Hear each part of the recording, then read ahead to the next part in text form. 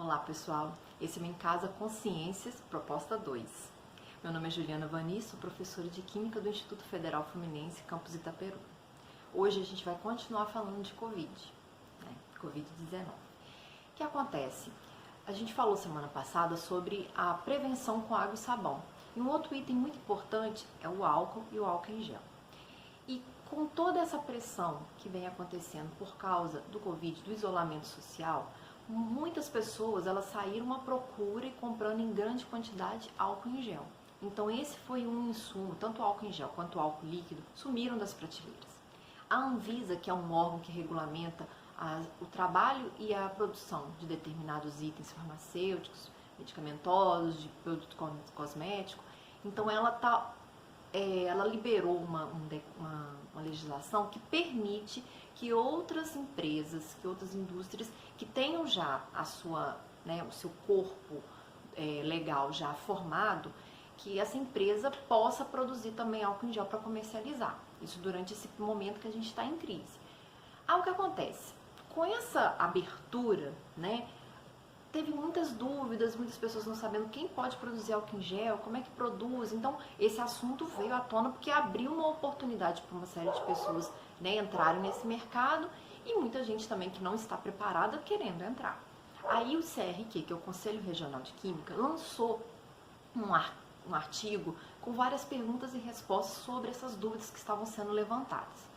Então eu selecionei algumas delas. O artigo em todo ele é muito interessante, eu vou mandar o link para vocês, quem puder ler depois com mais cuidado. A primeira pergunta foi sobre a questão do rótulo.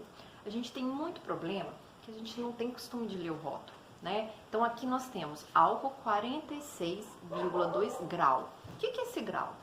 Nesse caso aqui é grau INPM. O que significa esse INPM? Instituto Nacional de Pesos e Medidas. É o padrão nacional brasileiro e ele vai dizer, no caso desse aqui, 46,2 graus, está dizendo que em 100 gramas deste material eu tenho 46,2 gramas de álcool etílico.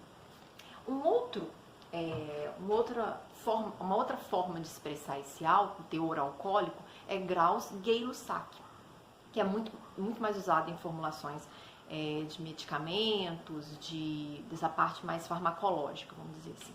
Então, é usado o grau Gay-Lussac, que está dizendo quase a mesma coisa, só que lá no INPM fala em porcentagem massa. O grau Gay-Lussac ele vai falar em porcentagem volume. Então, uma solução que tenha 50 graus Gay-Lussac, ela tem 50 ml de álcool etílico em 100 ml de solução. Aí vem uma outra situação. Existe também uma outra possibilidade de expressar o teor alcoólico em porcentagem. É o que a gente encontra no mercado. Álcool 70%, por exemplo. 70% o quê? Volume. Então seria igual ao grau Gay-Lussac. Então você fala graus Gay-Lussac, graus GL, ou você fala porcentagem. Então, o álcool 70% significa que eu tenho 70 ml de álcool etílico em 100 ml de solução, seja ele líquido ou seja ele em gel.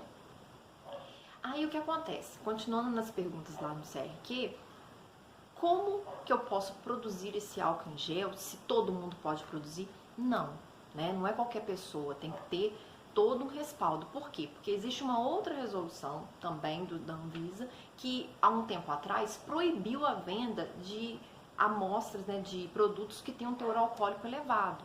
Então, por exemplo, o álcool 98 graus já é mais difícil de se encontrar no mercado. Ainda se encontra, mas é mais difícil por causa dos riscos de acidente doméstico. Então, esses produtos com maior teor alcoólico, eles requerem um pouquinho mais de atenção, de cuidado no manuseio e de itens de segurança. Então, eles teoricamente estão proibidos à venda a qualquer pessoa. Mas é fácil encontrar isso no mercado ainda, A gente encontra. Bom, tendo isso, outra pergunta que foi muito levantada lá, por que o álcool 70% é o que funciona para higienização, que é um antisséptico, e por que a gente não pode usar, então, uma concentração maior, já que 70% elimina o vírus, por que uma concentração maior não eliminaria? Porque se você tiver uma concentração maior que essa, mais fácil vai ser esse material volatilizar. Então ele vai ter menos tempo de contato e ele vai conseguir higienizar menos. Então foi feito um estudo, gente. Esse valor não foi um valor tirado, né, de trás da orelha. Ninguém achou o 70 bonitinho. Fez um estudo e chegou à conclusão que 70% seria o valor ideal, que teria maior eficácia para a higienização. Valores próximos ainda atingem a higienização completa? Não. À medida que você vai se afastando desse valor de 70, menor vai ser o seu poder de higienização, tá? Então, pra gente tomar muito cuidado, porque na internet está veiculando várias receitas de álcool em gel caseiro. Eu até separei uma pra gente poder estar estudando, que é uma que usa gelatina, folhas de gelatina. Muito cuidado, tá? Então, eu vou lançar como nossa proposta dessa semana, analisar essa receita. Eu já afirmo para vocês, ela não funciona, né? Ela não funciona. Agora, por quê? Porque a gente tem que provar para as pessoas, às vezes, por que não funciona. Então, eu quero que vocês leiam com muito cuidado, veja como que a pessoa organizou as ideias, né? Como é que foi as proporções, os materiais que ela está sugerindo que use. Então, isso tudo vai ser possibilidade de argumentação. E uma outra coisa que eu vou deixar para vocês é uma proposta de experimento que vai ajudar a pensar sobre onde está o erro, onde estão os erros dessa receita, tá? A gente vai fazer um experimento da seguinte forma: 2 copinhos descartáveis de 200 ml, cada um deles a gente vai colocar sobre uma mesa, e aí você vai usar um copo medidor, qualquer um que você tem em casa. Eu escolhi esse daqui, eu enchi ele com água, depois eu peguei uma seringuinha que tem um volume certo, e aí eu verifiquei que aqui dentro tinha uns 50 ml, e é essa medida que eu utilizei. Mas quem não tiver um copinho assim, pode usar um copinho desse. O único cuidado que você tem que ter é, se você usou aquela medida, você tem que usar aquela medida ao longo de todo o experimento, equivalente, e usar o mesmo copo, né?